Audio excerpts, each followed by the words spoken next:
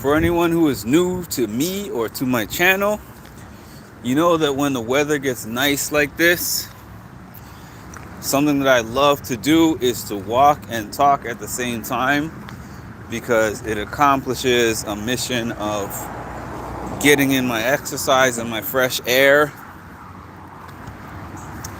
and also getting these topics out, because when I try to do everything separately, there is not enough time in the day to actually just sit down at my desk and do lives, which is what I used to do.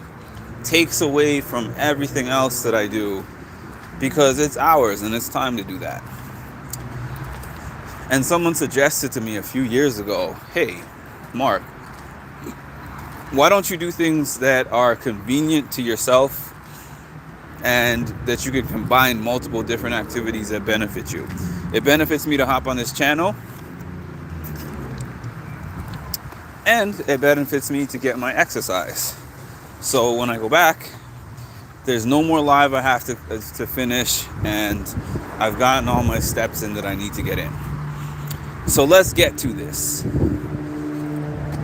Cara's Karma.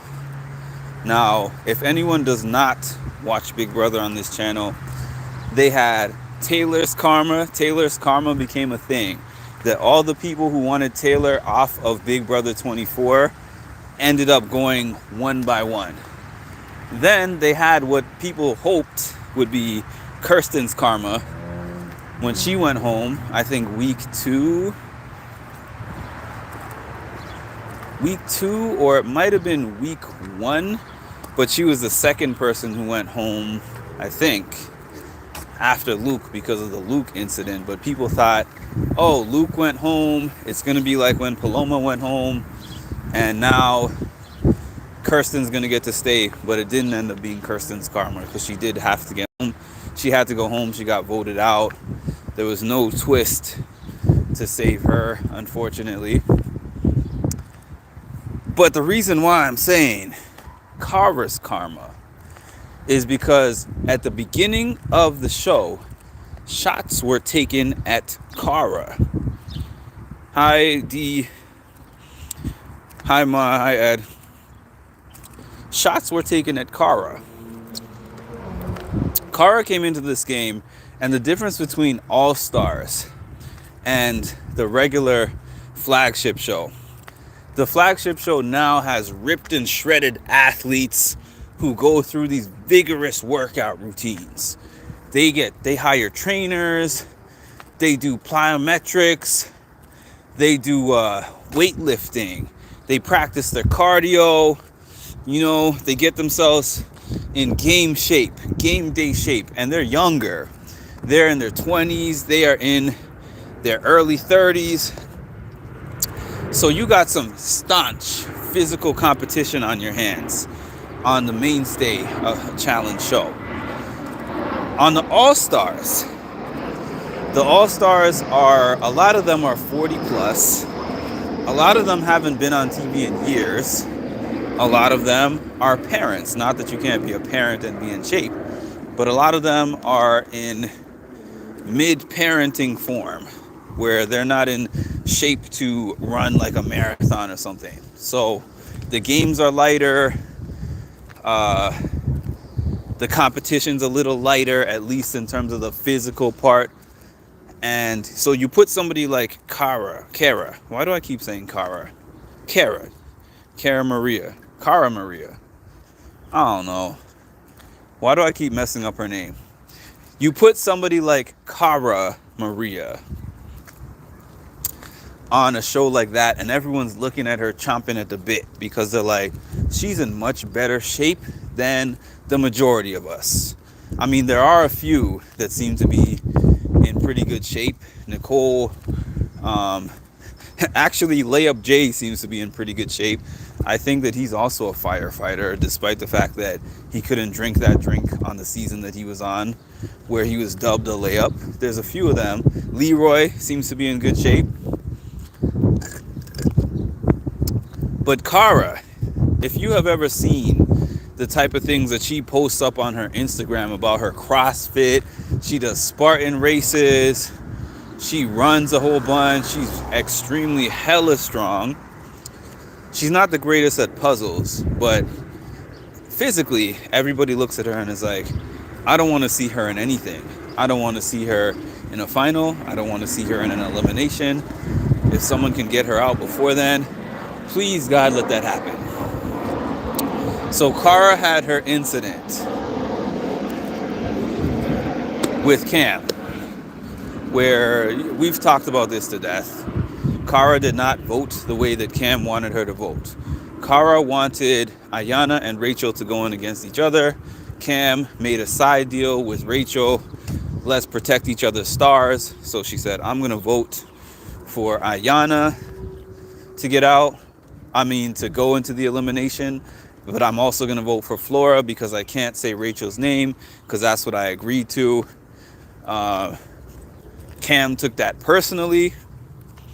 I've already said whatever I have to say about that. You can check my previous videos about that. We're going to leave that one alone. But that supposedly and allegedly started this war between Cara and Cam. And then last week, Brandon was a part of that also. Brandon and Jasmine were a part of this. So Brandon and Jasmine decided to ride with Cam because Cam seems to be the one who was calling those shots. So they both voted for Cara to go into the elimination. Cara felt a way about that.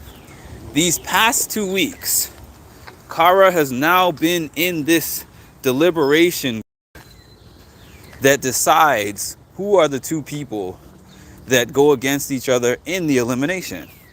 So last week, she was responsible for putting Brandon and Leroy in there. But last week, it seemed a little more the team deciding. I know she did implant the idea, but I felt like the team was more okay with it than this week. This week, everybody was kind of split all over the place when it came to deciding who was going to go into the elimination. She wanted to make sure that Jasmine was going in there. She absolutely wanted to make sure that Jasmine was going to be the person that was going into the elimination. And that absolutely happened. So she got Jasmine and Veronica in there. So she said it's 2 stars. They're weak players, but she was like, I don't have to go in, and it's 2 stars. Now, here's the interesting thing about it, that people said that it's a bad strategy for her to give Jasmine the star. Here's why it was a good strategy to give Jasmine the star. If you get Jasmine with one of the stars, or Veronica who has a star already, people are going to be chomping at the bit to go against one of them because they are not strong players. All right? So now we get into this thing where Cara convinces enough people to vote in Jasmine and Veronica, despite the fact that Cam said, this is my opportunity to get that star. Because Cam knew, well, I shouldn't say Cam knew, because it showed a clip of Cam saying, oh, I'll go in there against Laurel, which was kind of weird. I find it strange. There's no way. I can't really believe that out of all the women there, she was like, I want to go against Laurel, and that was the only name she said. I think it was more like the edit wanted her to look like Killer Cam, because I'm pretty sure she would have loved to go against either Jasmine or Veronica, especially in that type of elimination. I think she would have beat either of them handily. Dulce Torres, how are you? I think she would have beat either of them handily. So TJ asks, so how did we get Jasmine and Veronica here? And then Cam is like, well, I blocked Cam from going in. Shots fired. Bang, bang. Shots fired. So she blocked Cam from being able to go in there and get her star. So Leroy has his star. Cam doesn't have a chance to get a star. And she was like, if Cam goes in and wins, Cam is taking my star So I'm protecting my star at all costs. Here's where it gets interesting. They ask Nicole, would you like to go down and take the place of either of the two competitors? And she says, well, TJ, I don't remember how she said it, but whatever, I'm going down. However she said it. I'm tapping in, whatever she said. So she goes down, and he's like, which one of them are you going to go against? Originally, she was like, you know what? I'm going to go against Veronica because Veronica is working with Cara. So then Veronica starts making a plea. This is the part I want to talk about too. Hi, Riley. Hi, Riley. So Veronica starts making a plea, and she's just like, I've never been working with Cara Maria, and I would never work with Cara Maria. You're making a big mistake here. And I'm thinking to myself, what difference does that make? It's like when you throw down an Uno card and then you say, oops, I didn't mean to put that down. Or like anyone who's in my Discord, if you're playing Jeopardy with Cam, when he gives an answer and he's like, psych, I lied, that answer doesn't count, and then Ed lets him reverse the answer. That's what it felt like. Because she decides to change her mind. TJ is like, oh, it sounds like you're having some deliberation down here. What's going on? What have you decided? And she's like, actually, I'm sorry, Jazzy. You got to come down now. Veronica, you can go back up. And I'm like, what? Have you ever seen in challenge history that somebody goes down into the sand and chooses to go down, chooses who they're going to go against, and then gets a chance when they're in the sand to have the other person campaign to them? And TJ's like, well, you know what? You can change your mind and go get the other person. I thought that wasn't fair. I don't even like Jasmine that much, to be honest with you, but I just thought that wasn't fair. That was crazy. That was crazy. So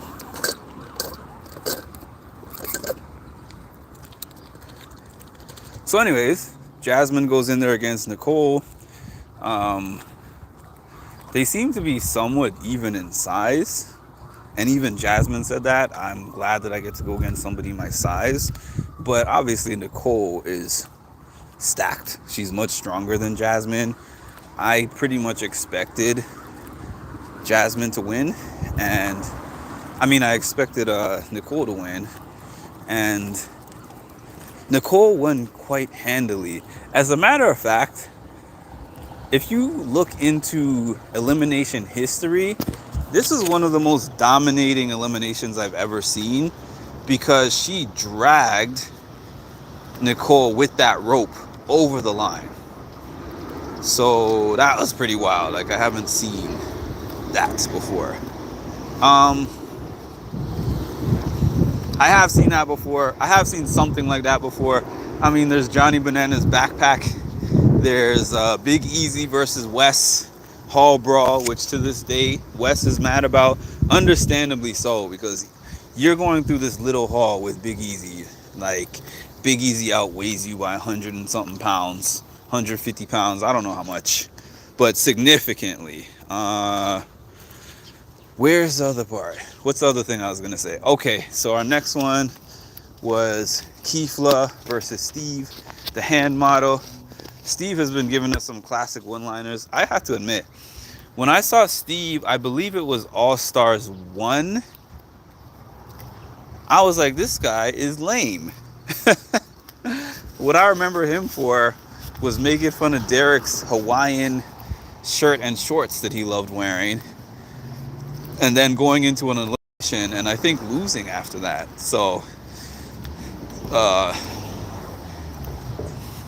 yeah, that was that. Two other things of note, because I didn't really take notes. I'm just going off of my memory. Derek, I think his last name is Chavez. I just know Derek was on the Real World season with John A. I forget what season that was. Maybe San Diego. And Derek was killing in that challenge of running through the bleachers and doing that musical chairs type of thing. That looked really fun. I was surprised. He's surprisingly athletic because I don't recall him really being athletic on the regular challenge, but I guess he's fast. I guess being fast and maybe having endurance is one of his assets. But anyways, Cara's karma. So now she went down and she was thrown in by Cam, Brandon, Jasmine. The very next episode, she gets Brandon and Leroy to go in against each other, which was the last thing that Cam wanted. And then the following week, or the following day, but week for us because we only get 1 week at a time, Cara blocks Cam from going into the elimination, and then gets Jasmine and Veronica thrown in there. And then Nicole takes the place of Veronica, takes out Jasmine. So now she has Jasmine and Brandon out. So the only real enemies that she has left are Cam and Leroy. Because there are other people who want Cara Maria out, but then the way that these games work, especially in a game like the challenge, is that even if they want somebody out, they're scared that that person has a high likelihood of coming back. And then if that person comes back, they're more often going to be in the winning group than the losing group, and then they're going to come for you. So to anyone who was like, oh, Brandon and Jazzy are just playing the game. They're just playing the game. Don't worry about it. They're just playing the game. I wasn't even saying that because I'm a Cara fan. I am a Cara fan. But I wasn't saying that it was a bad move just because I'm a Cara fan. They did it too early. If you're going to turn on her, it should be closer to the end than the beginning. Especially if she's on your side. If you're a floater, like if you're in Ryan's type of spot, or you're in whoever else is just kind of floating on the middle and both sides, then that's a little different. But if you're on the side, if you're specifically on the side of Cara, where she's like, I am working with you, I will protect you, I want to get to the end with you, use that as your shield. Use that as your shield. If that were me, if I were Jasmine, or if I were Brandon, especially Jasmine, I would know there's no chance for me to beat Cara in the final.